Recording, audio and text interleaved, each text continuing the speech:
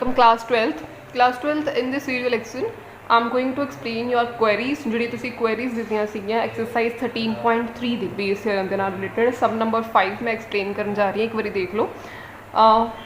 A laboratory blood test is 99% effective in detecting a certain disease when it is in fact present.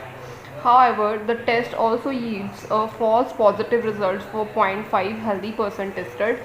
If 0.5% of the population actually has a disease, what is the probability that a person has a disease given that the result is positive? देखो ਇਹਦੇ ਵਿੱਚ ਪਤਾ ਕਿੱਦਾਂ ਦਿੱਤਾ ਹੋਇਆ ਸਾਰੀ ਚੀਜ਼ਾਂ। ਹਾਂਜੀ so next example 5 ਦੇਖੋ ਐਗਜ਼ਾਮਪਲ 5 ਦੇ ਵਿੱਚ ਐਕਚੁਅਲੀ ਕੀ ਹੋਇਆ।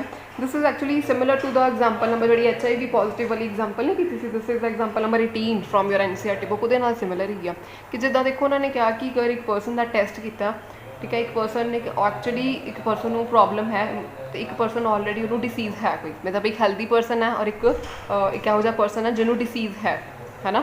ਜਿਵੇਂ ਅੱਜ ਕੱਲ੍ਹ ਕਰੋਨਾ ਦਾ ਚੱਲ ਰਿਹਾ ਨਾ, ਕਿਸੇ ਪਰਸਨ ਨੂੰ ਐਕਚੁਅਲ ਦੇ ਵਿੱਚ ਕਰੋਨਾ ਪੋਜ਼ੀਟਿਵ ਹੈ, ਦੂਸਰਾ ਪਰਸਨ ਕਰੋਨਾ ਪੋਜ਼ੀਟਿਵ ਨਹੀਂ ਹੈ, ਠੀਕ ਹੈ, ਬਟ ਲੈਬ ਦੇ ਵਿੱਚ ਜਦੋਂ ਟੈਸਟ ਕਰਾਉਣ ਜਾਂਦੇ ਆ ਇਟ ਮੇ ਬੀ ਪੋਸੀਬਲ ਕਿ ਜਿਹਨੂੰ ਕਰੋਨਾ ਪੋਜ਼ੀਟਿਵ ਨਹੀਂ ਹੈ, ਮਤਲਬ ਇੱਕ ਹੈਲਦੀ ਪਰਸਨ ਹੈ, ਉਹ ਹੈਲਦੀ ਪਰਸਨ ਨੂੰ ਵੀ ਜਿਹੜੇ ਲੈਬ ਵਾਲੇ ਆ ਉਹਨੂੰ ਗਲਤ ਦੱਸ ਦਿੰਦੇ ਆ, ਮਤਲਬ ਉਹਦੀ ਫਾਲਸ ਰਿਪੋਰਟ ਦੇ ਦਿੰਦੇ ਆ, ਉਹਨੂੰ ਕਹਿ ਦਿੰਦੇ ਕਿ ਯੈਸ ਯੂ ਆਰ ਪੋਜ਼ੀਟਿਵ, ਠੀਕ ਹੈ।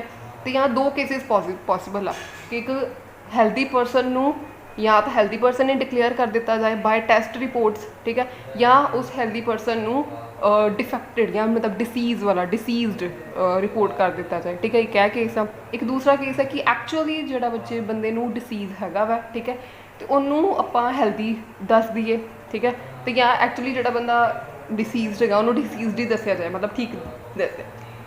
ਸੋ these are the two cases, ਮਤਲਬ ਉਹ ਇਹਦੇ ਵਿੱਚ ਉਹੀ ਚੀਜ਼ ਕੀਤੀ ਹੋਈ ਹੈ, ਉਹੀ ਵਾਲਾ ਕੰਸੈਪਟ ਯੂਜ਼ ਕੀਤਾ ਹੋਇਆ। ਸੋ ਇਹਦੇ ਵਿੱਚ ਨਾ ਦੇਖੋ ਸਟੇਟਮੈਂਟ ਨਾ ਸਟਾਰਟ ਤੋਂ ਨਹੀਂ ਪੜ੍ਹਨੀ, ਸਟਾਰਟ ਕਰਨੀ ਮਤਲਬ ਇੱਥੋਂ ਸ਼ੁਰੂ ਹੁੰਦੀ ਐਕਚੁਅਲੀ ਇਹਦੀ ਸਟੇਟਮੈਂਟ। ਸਭ ਤੋਂ ਪਹਿਲੇ ਤਾਂ ਆਪਾਂ ਇਹਦਾ ਇਵੈਂਟ E1 E2 ਅਤੇ A ਡਿਸਾਈਡ ਕਰ ਲੈਣੇ ਕੀ ਲੈਣੇ ਆ। So what is the probability that a person has a disease given that the test result is possible, given that the test result is given that वाली चीज़ की ਲਈ ਦੀ ਹੈ A, ਤੁਸੀਂ ਲਿਖ ਲਓ test result is positive, ਇਹ A ਹੋ ਗਿਆ, ਠੀਕ ਹੈ। E1 ਅਤੇ E2 ਕੀ ਲੈਣੇ, ਇਵੈਂਟਸ ਕੀ ਲੈਣੇ ਆ ਉਹ ਇੱਥੋਂ ਡਿਸਾਈਡ ਕਰੇ ਦੇ ਜਿਹਦੀ ਪ੍ਰੋਬੇਬਿਲਿਟੀ ਕੱਢਣੀ ਹੁੰਦੀ ਹੈ, ਠੀਕ ਹੈ। What is the probability that a person has a disease, ਠੀਕ ਹੈ, ਇੱਕ ਪਰਸਨ ਹੈਜ਼ ਅ ਡਿਸੀਜ਼, ਠੀਕ ਹੈ। ਇਵੈਂਟ E1 ਲੈ ਲਓ ਕਿ ਇੱਕ ਪਰਸਨ ਨੂੰ ਡਿਸੀਜ਼ ਹੈਗਾ ਵਾ, ਇਵੈਂਟ E2 ਲੈ ਲਓ ਕਿ ਉਸ ਪਰਸਨ ਨੂੰ ਡਿਸੀਜ਼ ਨਹੀਂ ਹੈਗਾ। ਡਿਸੀਜ਼ ਨਹੀਂ ਹੈਗਾ ਇਹਦਾ ਮਤਲਬ ਉਹ ਪਰਸਨ ਕੀ ਹੈਗਾ, ਹੈਲਦੀ ਪਰਸਨ ਹੈਗਾ। ਹੈਲਦੀ ਐਂਡ ਡਿਸੀਜ਼ਡ ਦੀ ਗੱਲ ਹੋ ਰਹੀ ਹੈ, ਇੱਕ ਪਰਸਨ ਜਿਹੜਾ ਹੈਲਦੀ ਹੈ, ਇੱਕ ਪਰਸਨ ਜਿਹੜਾ ਡਿਸੀਜ਼ ਹੈ, ਇਹ ਉਹਦੀ ਗੱਲ ਹੋ ਰਹੀ ਹੈ ਇਸ ਪੂਰੀ ਐਗਜ਼ਾਮਪਲ 'ਚ, ਠੀਕ ਹੈ। ਸੋ E1 ਮੈਂ ਲਵਾਂਗੀ ਕਿ ਪਰਸਨ ਇਜ਼ ਅ ਹੈਲਦੀ, ਇਹ ਲੈ ਲਾਂਗੇ ਕਿ ਪਰਸਨ ਇਜ਼ ਨੋਟ ਹੈਲਦੀ, ਜਾਂ ਤੁਸੀਂ ਲੈ ਲਓ ਕਿ ਪਰਸਨ ਇਜ਼ ਡਿਸੀਜ਼ਡ ਦਾ ਮਤਲਬ ਹੁੰਦਾ ਕਿ ਡਿਸੀਜ਼ਡ, ਹਾਂ DISEASED, disease, person is disease. Event E1 ਅਤੇ E2 ਇੱਦਾਂ ਡਿਸਾਈਡ ਕਰੀਦੇ, ਠੀਕ ਹੈ। ਗਿਵਨ ਵਾਲੀ ਚੀਜ਼ ਜਿਹੜੀ ਹੁੰਦੀ ਹੈ A ਹੁੰਦੀ ਹੈ, ਇੱਦਾਂ ਡਿਸਾਈਡ ਕਰੀਦੀ, ਜਿਹਦੀ ਪ੍ਰੋਬੇਬਿਲਿਟੀ ਕੱਢੀ ਦੀ ਉਹਨੂੰ ਹੀ ਆਪਾਂ ਇਵੈਂਟ E1 E2 ਡਿਸਾਈਡ ਕਰ ਲਈਦੇ, ਠੀਕ ਹੈ। ਨਾਓ ਉਹਦਾ ਟਰੀ ਡਾਇਗਰਾਮ ਬਣਾਉਣਾ। ਟਰੀ ਡਾਇਗਰਾਮ ਦੇਖੋ ਬੇਟਾ ਕਿੱਦਾਂ ਬਣੇਗਾ, ਹੁਣ ਧਿਆਨ ਨਾਲ ਦੇਖੋ। ਇੱਕ ਟੋਟਲ ਪਾਪੂਲੇਸ਼ਨ ਦੀ ਗੱਲ ਕਰ ਰਹੀ ਹੈ। ਟੋਟਲ ਪਾਪੂਲੇਸ਼ਨ ਦੀ ਗੱਲ ਜਿਹੜੀ ਕਿ ਨਾ ਇੱਥੋਂ ਜਦੋਂ ਸਟੇਟਮੈਂਟ ਸਟਾਰਟ ਹੁੰਦੀ ਹੈ ਨਾ, laboratory test is 99% effective in detecting a certain disease but when it is fact present. Actually ਆਪਾਂ ਗੱਲ ਦੇਖਦੇ ਹਾਂ ਕਿ ਟੋਟਲ ਪਾਪੂਲੇਸ਼ਨ ਦੀ ਗੱਲ ਦੇਖਣੀ ਹੁੰਦੀ ਹੈ। ਟੋਟਲ ਪਾਪੂਲੇਸ਼ਨ ਦੇ ਵਿੱਚੋਂ ਹੀ ਆਪਾਂ ਉਹਦਾ ਮਤਲਬ ਇੱਕ ਵੱਡੀ ਚੀਜ਼ ਤੋਂ ਸਟਾਰਟ ਕਰਾਂਗੇ ਨਾ, ਤਾਂ ਹੀ ਉਹਦਾ ਟਰੀ ਸਟਾਰਟ ਹੋਏਗਾ, ਠੀਕ ਹੈ। ਵੱਡੀ ਚੀਜ਼ ਕੀ ਹੈ, ਪਾਪੂਲੇਸ਼ਨ। ਉਹਨਾਂ ਨੇ ਕਿਹਾ ਕਿ 0.5% ਆਫ ਦਾ ਪਾਪੂਲੇਸ਼ਨ ਜਿਹੜੀ ਹੈ ਉਹਨੂੰ ਐਕਚੁਅਲੀ 'ਚ ਡਿਸੀਜ਼ ਹੈਗਾ, ਠੀਕ ਹੈ। ਮਤਲਬ ਪਤਾ ਸਮਝ ਗਏ ਹੋ ਕਿ 0.1% ਇਹੋ ਜਿਹੇ ਲੋਕ ਹੈਗੇ ਆ ਜਿਨ੍ਹਾਂ ਨੂੰ ਡਿਸੀਜ਼ਡ ਹੈਗਾ। ਇਹਦਾ ਮਤਲਬ ਇੱਥੇ ਲਿਖਦੇ ਨਹੀਂ ਕਿ ਆ ਡਿਸੀਜ਼ਡ ਵਾਲੇ ਆ, ਠੀਕ ਹੈ। ਕਿੰਨੇ ਪਰਸੈਂਟ ਲੋਕੀ ਆ, 0.1%, ਠੀਕ ਹੈ। ਇਹ ਵਾਲੇ ਕਿਹੜੇ ਹੋਣਗੇ, ਹੈਲਦੀ, ਠੀਕ ਹੈ। 0.1% ਅਗਰ ਡਿਸੀਜ਼ ਵਾਲੇ ਆ ਅਤੇ ਕਿੰਨੇ ਪਰਸਨ ਹੋਣਗੇ ਜਿਨ੍ਹਾਂ ਨੂੰ ਜਿਹੜੇ ਹੈਲਦੀ ਹੈਗੇ ਆ। ਐਕਚੁਅਲੀ ਇਹ ਐਕਚੁਅਲ ਹੈ, ਐਕਚੁਅਲ,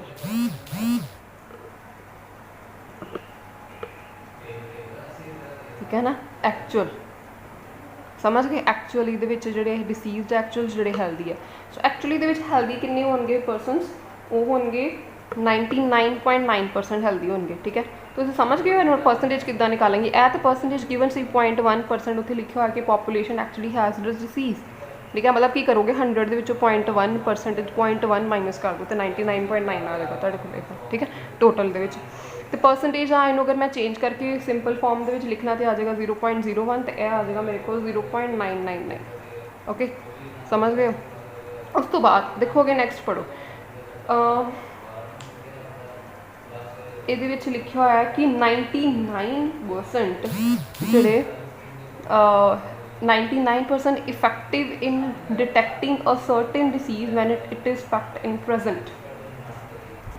हाँ जो कहते कि जी लैबोरेटरी टेस्ट है ना वो 99% इफेक्टिव है जो कि detecting a disease when it is in fact present. In fact present का मतलब है कि जो डिसीज़ है लिखा ना कि when it is actually present, ਇਹਦਾ मतलब कि जो डिसीज़ हैगा वै उदों 99% जी ना वो सही रिजल्ट देंदी, मतलब 99% इफेक्टिव इन डिटेक्टिंग डिसीज़, मतलब 99% वो डिटेक्ट कर लेंदी कि हाँ इनू डिसीज़ हैगा। ठीक है ਇਹਦਾ मतलब डिसीज़ हैगा वै तो ਆਪਾਂ ਇਹ वाला केस लिया इनू ਇਹਦਾ नैक्सट करांगे ना, मतलब इनू फर्दर डिवाइड कर देंगे। इनू फर्दर डिवाइड करता तो सानू पता लगा कि according to the test according to the blood test 99% ठीक है जोड़ा केस है ना वो करैक्ट रिजल्ट दे रहा, मतलब एक्चुअली वो डिसीज़ है डिसीज़ है वा मतलब करैक्ट ट्रू रिजल्ट दे रहे। ठीक है अगर 99% डिसीज़ वाले पेशेंट ए लैब टेस्ट है लैब वाले ने दिता जो रिजल्ट आ लैब वाला मतलब आ जो सेकेंड ट्री बनूगा ना वाला लैब के रिजल्ट है। ठीक है 99% अगर एक्चुअली डिसीज़ है तो 1% होएगा कि जोड़े लोगों डिसीज़ होएगा। ठीक है ना पर उन्होंने की किया गलत रिजल्ट देता, मतलब फॉल्स रिजल्ट दिता वा। उन्होंने कहा कि 99% इफेक्टिव है, मतलब 1% इफेक्टिव नहीं है।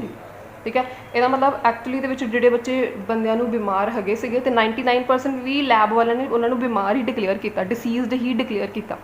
ठीक है पर 1% केस हो सकता है कि जो लोग बीमार है एक्चुअल 1% केस उन्होंने कहता कि नहीं जी ये हेल्दी है। ठीक है ना 1% केस हो सकता जो बीमार बंदे भी उन्होंने हेल्दी कहता 1% केस। ठीक है सो 99% का मैं की लिख सकती हूँ 0.99। ठीक है 1% का मैं की लिख सकती हूँ 0.01। ठीक है परसेंटेज में चेंज कर लो डायरेक्टली डिवाइडिंग इट बाय 100। ठीक है नाउ ये देखो हेल्दी वाले का की लिखा है how the test also yields a false positive result for 0.5 healthy person tested. देखो एक हेल्दी परसन जो उन्होंने टेस्ट किया ना हेल्दी परसन को टेस्ट किया वो 0.5% जोड़ा उन्होंने फॉल्स रिजल्ट दिता।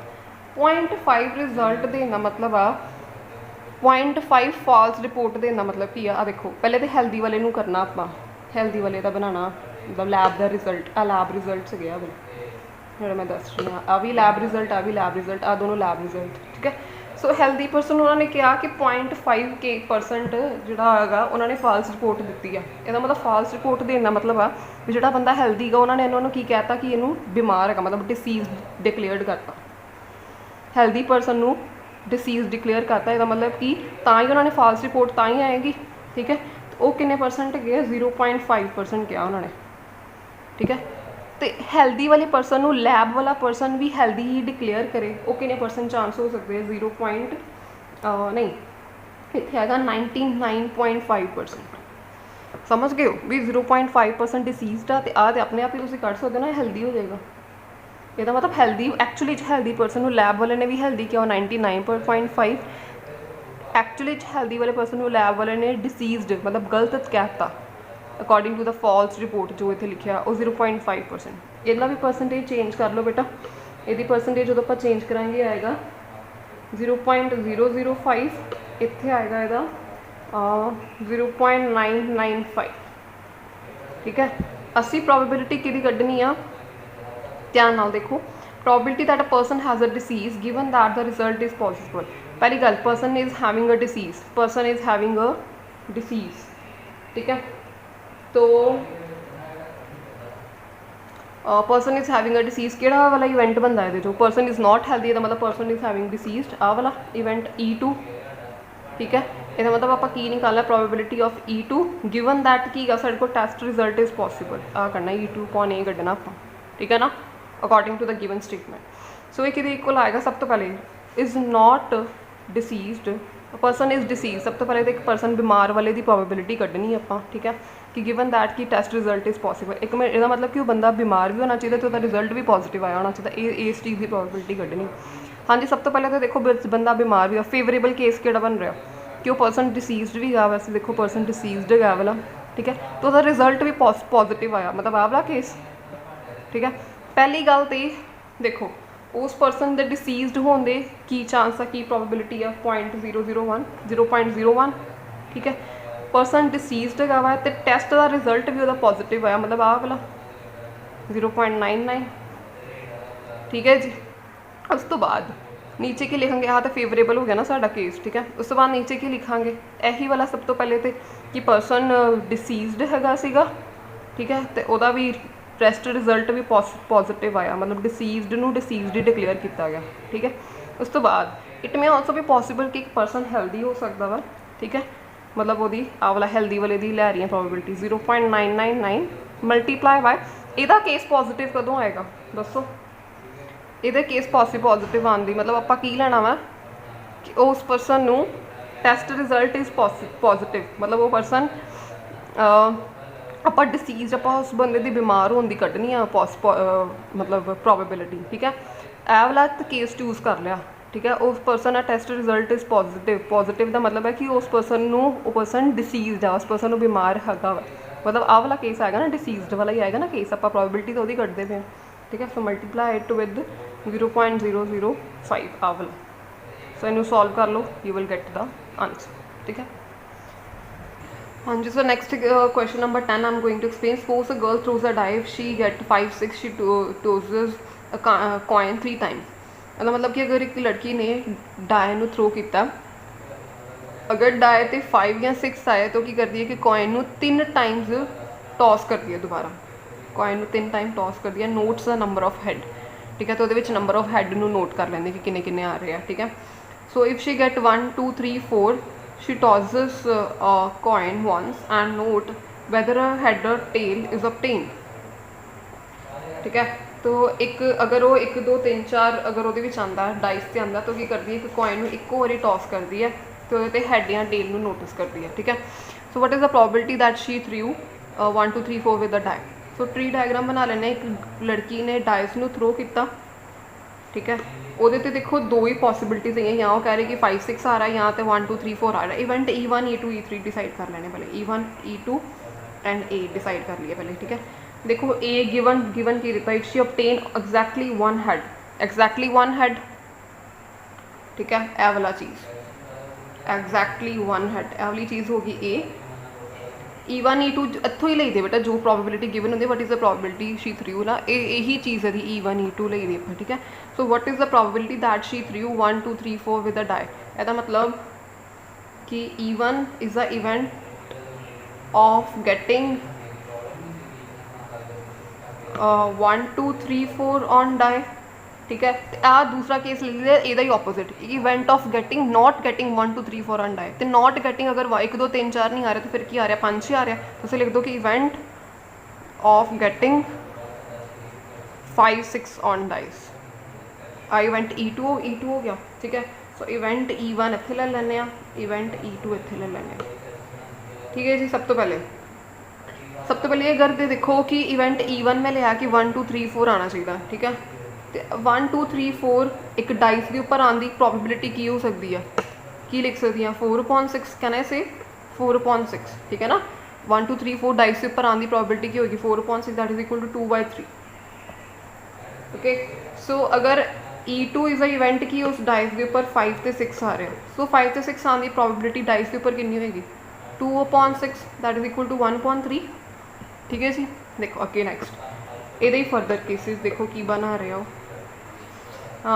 इफ शी टॉसेज अगर तो 5 6 आ रहा, देखो मतलब आवला केस अगर तो 5 6 आ रहा तो एक कॉइन 3 टाइम टॉस कर लिया, कॉइन 3 टाइम्स उन्होंने टॉस कर दिया, एक कॉइन 3 टाइम्स टॉस कर दिया and notes the number of had, कि 3 बार एक कॉइन टॉस किया तो तुहानू पता है कि अगर कॉइन 3 टाइम टॉस करो तो इसकी सैंपल स्पेस बना सकते हो।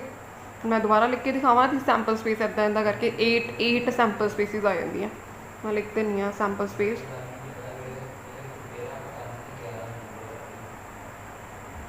ठीक है। इस तरीके तुम बेटा 8 सैंपल स्पेसिस आ जाएंगे, तुम लिख सकते हो ये, ठीक है। तो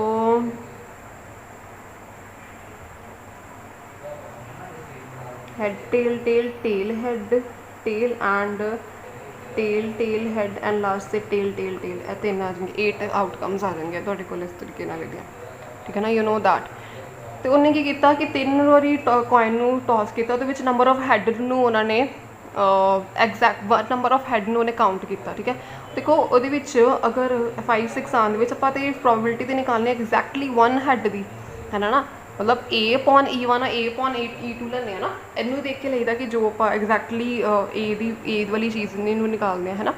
अगर 3 वारी कॉइन टॉस किया, नंबर ऑफ हैड्स उन्हें काउंट की, एग्जैक्टली 1 हैड किन्ने पॉसिबल है, एग्जैक्टली 1 हैड नहीं दिखनी, हैड तो ये भी है, पर एग्जैक्टली आप 1 हैड वाली लैनी है।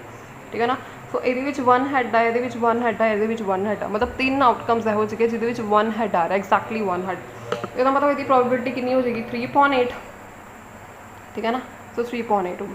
सो इन दिस केस उन्हें क्या कि अगर 1 2 3 4 वो अंदर शी टॉस अ कॉइन और वो चेक कर दी कि ये हैड आया या टेल आया, या तो इतने की आता हैड आ जाता अगर यार टॉस कर दी, तो या फिर टेल आ जाता।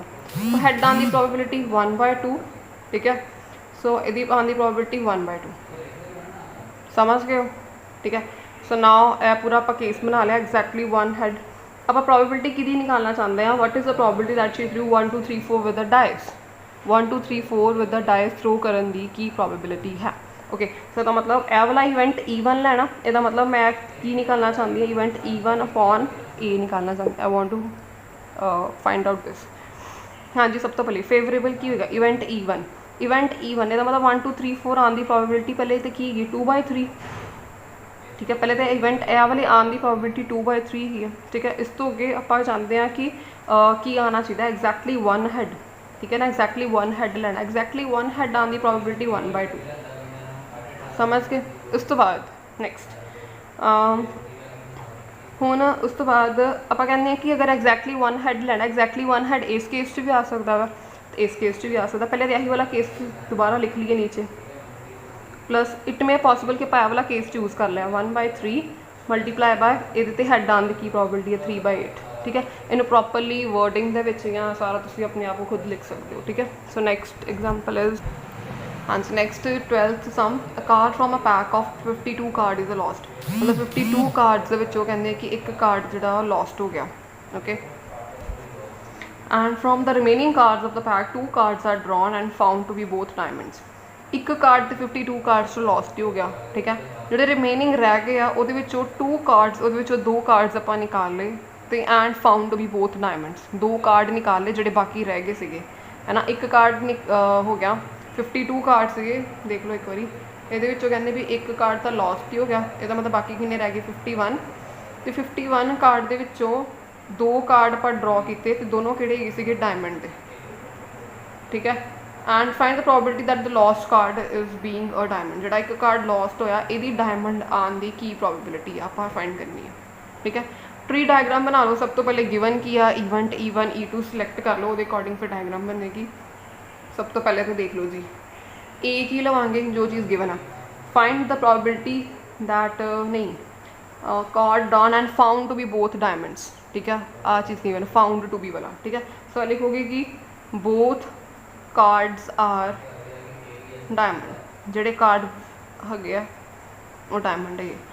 इवेंट E1 E2 की लवांगे, इवेंट E1 E2 जी प्रोबेबिलिटी कढ़नी होंगी एक तो उल्टा वाला मतलब। ठीक है, the probability of the lost card is being a diamond. Event E1 लै लो कि लॉस्ट कार्ड जोड़ा ही डायमंड सीगा, lost card is diamond, and E2 की लवांगे lost card is not diamond. ठीक है, सो इसी के अकॉर्डिंग आप टी डायग्राम बना लेनी कि इवेंट E1 लै लो, एक इवेंट E2 लै लो। ठीक है जी, इवेंट E2 है कि कार्ड लॉस्ट कार्ड जोड़ा है वो डायमंड है, इत्थे गा कि लॉस्ट कार्ड जोड़ा इज़ नॉट डायमंड आ गया इवेंट। हाँ जी, सब तो पहले देखो लॉस्ट कार्ड जोड़ा है डायमंड आने की प्रोबेबिलिटी हो सकती है। देखो एक 52 कार्ड्स डायमंड के कार्ड कितने होंगे 13। ठीक है, सो अगर मैं कहूँगी एक कार्ड जो मैं सिलेक्ट किया और डायमंड आने की प्रोबेबिलिटी हो सकती है 13/52, कैन आई से 10, या मतलब 1/4। ठीक है, हुण ये कि lost card is not diamond, lost card जो कार्ड गवाच गया वो डायमंड ना आने की प्रोबेबिलिटी कितनी हो सकती है। मतलब कि अगर 52 कार्ड्स ना देखो 52 कार्ड्स अगर 13 कार्ड डायमंड दे गया तो जो बाकी रह गए वो कितने गए 39, यदा मतलब प्रोबेबिलिटी कितनी होगी 39/52, क्यों कार्ड डायमंड नहीं है, कोई होर है, कोई भी होर हो सकता, मतलब वो 39 बाकी के सारे।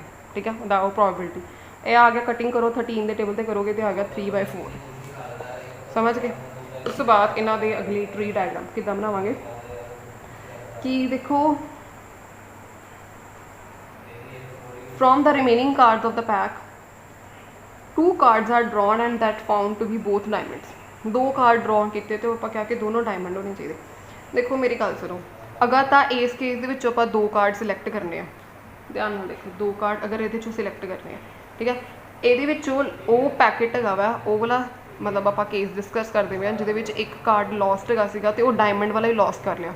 टोटल कार्ड 13 ही गए डायमंड के, वो 13 एक लॉस्ट कार्ड हो गया तो लॉस्ट कार्ड भी डायमंड का सीगा ते बाकी जे एक लॉस्ट कार्ड डायमंड का सीगा ते बाकी डायमंड के कार्ड किन्ने रह गए 12, ठीक है ना। इसका मतलब 12 कार्ड के विचों 2 आपां जिहड़े सिलैक्ट किए है कार्ड ड्रॉन वाली प्रोबेबिलिटी है जिहड़ी मैं इत्थे दूसरा वाला ट्री डायग्राम बनाई ना कार्ड ड्रॉन आपां वाला केस डिस्कस कर रहे हैं कि रिमेनिंग कार्ड्स जिहड़े ड्रॉ किए हैं found to be both diamond ए डिस्कस कर रही है मैं कि 15C2 अपॉन इतने की लिखांगी मैं 51C2। बच्चे देखो कॉम्बीनेशन वाला पार्ट मैं ये क्यों लिया क्योंकि combination is about the selection कि सिलैक्शन किद्दां कीती है कि ਆਪਾਂ ना हर बार जो पिछले वाले सम्स किए ना हर विच ना किसी एक एक चीज़ सिलैक्ट करी दी सी कि आ दसो ए वाली चीज़ इदा हुई अगे कोई एक चीज़ गिवन होंदी सी जिवें आ देखो ये कि हैड आने की प्रोबेबिलिटी आ टेल आने की प्रोबेबिलिटी ये इतने 2 चीज़ां 2 कार्ड सिलैक्ट हो रहे सो सानू देखना पेगा ना तो कार्ड नू सिलैक्शन करन दी भी अपनी प्रोबेबिलिटी होएगी ना कोई that's why we have use this combination concept,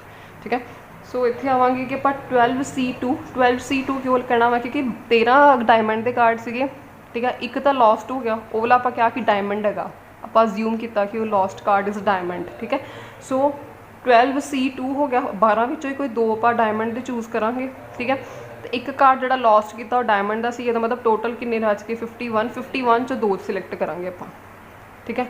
सो इत्थे भी देख लो इस केस के lost card is not diamond और डायमंड का नहीं है जो लॉस्ट होया कार्ड यदा मतलब इतने 13 के 13 लै सकती हैं मैं इतने ना 13C2 अपॉन कितना आएगा 51C2 क्योंकि इतने भी लॉस्ट कार्ड जो आप लिया वो डायमंड का नहीं है तो मतलब कोई होर तो है ही है पर अज्यूम तो एक कार्ड तो कढ़िया ही हुए ना इतने, ठीक है ना। सो इतने इदा आएगा 51C2। नाउ प्रोबेबिलिटी कि निकालनी है मैं ध्यान नाल देखो प्रोबेबिलिटी निकालनी है friend probability lost card is being a diamond जो लॉस्ट कार्ड है वो डायमंड का ही है। सब तो पहले तो डायमंड को सिलैक्ट करने की प्रोबेबिलिटी यदा मतलब इवेंट इज़ अ डायमंड आ वाला आ केस लेना प्रोबेबिलिटी ऑफ ईवन अपॉन ए, ठीक है जी। इनू पहले डायमंड वाले कार्ड को सिलैक्ट करने की प्रोबेबिलिटी 1/4 यदा मतलब ना लिया वाला 12C2 अपॉन 51C2, ठीक है जी। नीचे ध्यान नाल हुण ये सब तो पहले एक तिहाई वाला इवेंट दोबारा वापस ही लिखती था एक तिहाई वाला केस हो जाता प्लस इट मे भी पॉसिबल कि आप वाला केस चूज़ कर लिया हो कि lost card is not diamond वाला, ठीक है ना। इन्हों भी कंसिडर करना नाल 3/4 नाल 13C2 51C2 इनू सॉल्व कर लो कॉम्बीनेशन वगैरह सॉल्व कर लो दैट इज़ योर वर्क और तुसी हो जाएगा कंप्लीटली उन्होंने सॉल्व करके आंसर लै सकते। Thank you so much.